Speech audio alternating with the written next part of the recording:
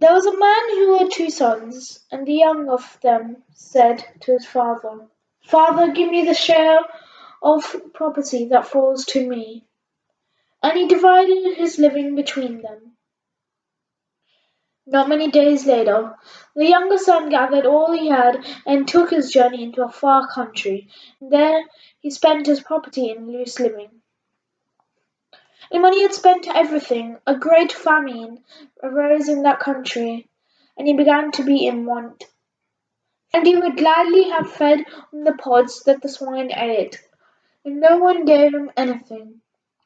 But when he came to himself, he said, "How many of my father's hired servants have bread enough and to spare, but I perish here with hunger? I will arise and go to my father, and I will say to him, Father, I have sinned against heaven and before you. I am no longer worthy to be called your son. Treat me as one of your hired servants." And he arose and came to his father. But while he was yet at a distance, his father saw him and had compassion, and ran and embraced him and kissed him. And the son said to him, "Father, I have sinned against heaven and before you. I am no longer worthy to be called your son."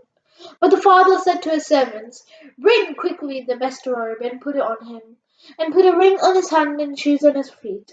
And bring the fatted calf and kill it, and let us eat and make merry. For this my son was dead, and is alive again. He was lost and is found."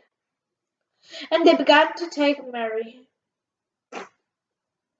Now his older son was in the field, and as he came and drew near to the house, he heard music and dancing.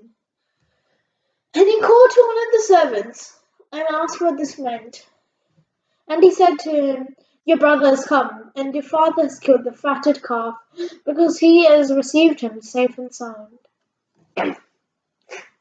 But he was angry and refused to go in. His father came out and entreated him. But he answered his father, "Lo, these many years I have served you, and I never disobeyed your command.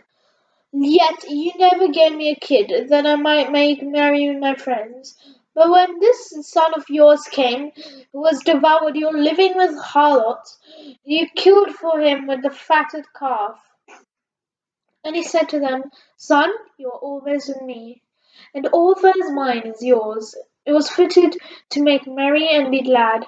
For this your brother was dead and is alive, he was lost and is found."